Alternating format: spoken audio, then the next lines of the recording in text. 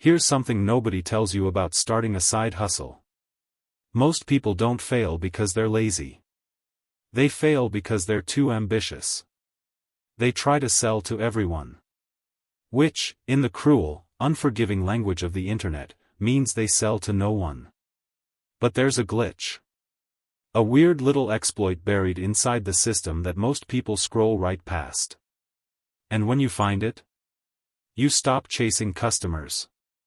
Picture this. It's Sunday night. You've got 17 browser tabs open. One is your Etsy shop. 16 are excuses for why it isn't working yet. Your shop looks like a garage sale that gave up on itself. T-shirts for runners. Mugs for dog lovers. Stickers for people. Humans. Carbon-based life forms in general. You're not running a business. You're running a museum of half-finished ideas. And the admission price is your sanity. This was the reality. Month after month of throwing ideas at the wall. Month after month of watching them slide down and land in a sad little pile on the floor. And the worst part? The crushing part? Was that somewhere out there, other people were doing this successfully. Not celebrities. Not tech bros with investor money. Regular people. People with day jobs and bad Wi-Fi and kids who wouldn't stop interrupting their workflow. So what did they know that you didn't? One word. Specificity. But not in the way every generic business guru screams at you from a rented Lamborghini. Something sharper than that. Something almost uncomfortably small. Right at the edge of quitting, and we're talking one bad week away from closing the shop forever, something changed. A framework appeared. Simple. Almost stupidly simple. 3 buckets. That's it. Bucket 1. Hobbies. Bucket 2. Life events.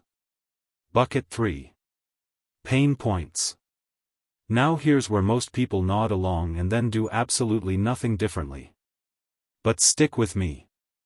Because the real move isn't filling these buckets with broad ideas. It's about going so specific it starts to feel almost wrong. Like you found a secret room inside a room inside a room. And inside that final room?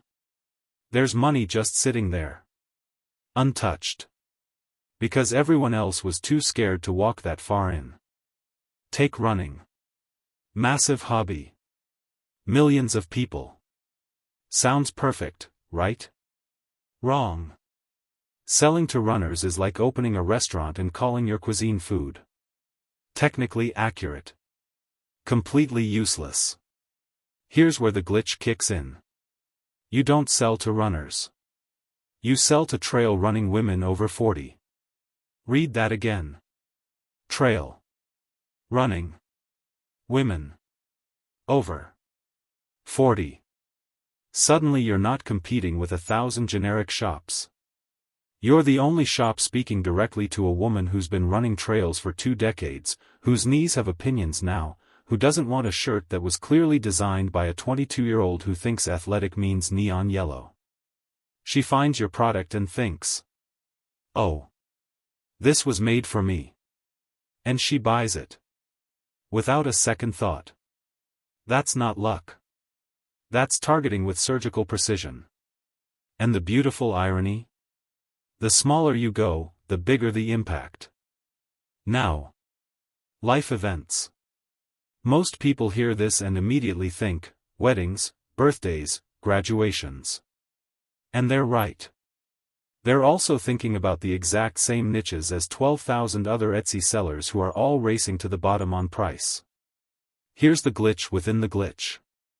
It's not about the event. It's about the moment inside the event that nobody's serving. Gifts for the mother of the bride. Party favors for a movie-themed baby shower. Personalized keepsakes for the groom's grandmother. These aren't niches that feel big and exciting. They feel tiny. They feel almost embarrassing to specialize in.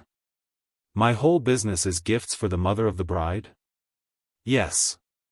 Your whole business is gifts for the mother of the bride.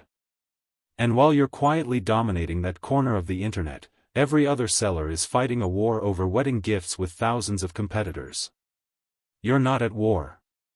You're basically unopposed. There's a word for that in business. It's called a monopoly. And you built it in a niche that sounded almost too small to bother with. Now this last one. This one is where things get genuinely unfair. Pain points aren't just a niche strategy. They're a psychological shortcut directly into someone's wallet. Not in a manipulative way. In a you just solved my actual problem and I would like to give you money immediately kind of way. Here's the before and after. Before. I sell stickers. Nobody cares. Stickers are everywhere. You're invisible. After.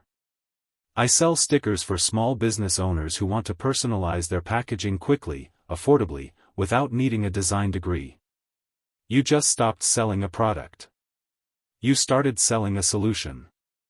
And solutions have almost no price resistance. Because when someone is frustrated, when they've been manually writing thank you notes on every package for 3 months and their hand basically qualifies for workers' comp at this point, they don't want the cheapest sticker. They want their problem gone. And you're the person who can make that happen. Here's what nobody prepares you for when you finally niche down properly. It feels wrong at first. It feels like you're shrinking. Like you're voluntarily walking into a smaller room when everyone else is trying to find the biggest stage possible. Your brain will whisper, but what if I'm missing out on all those other customers? And the answer is yes. You are. You're missing out on customers who were never going to buy from you anyway. Because they didn't feel seen. Because your product felt like it was made for a crowd, not a person. The shift from I sell to everyone to I solve this specific problem for this specific person, that's not just a marketing tweak.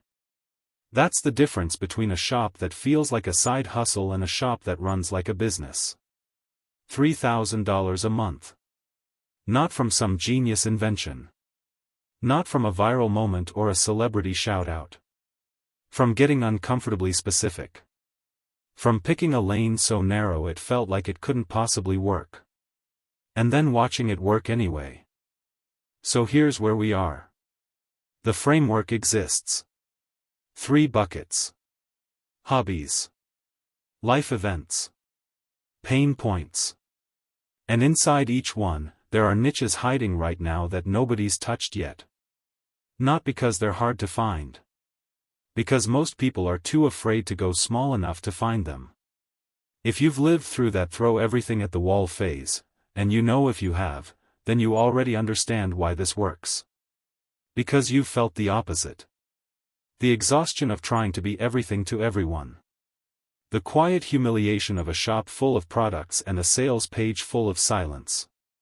This is the way out of that. Not by working harder. By thinking smaller. The niche that feels too small to work. That's probably exactly the one you should pick. Now I want to hear from you. What's the biggest challenge you hit when you're trying to find a profitable niche? Drop it in the comments. Because your answer might just be someone else's winning product idea. And I read every single one. If this cracked something open for you, subscribe. Because we're just getting started. The Matrix has a lot more glitches left to find.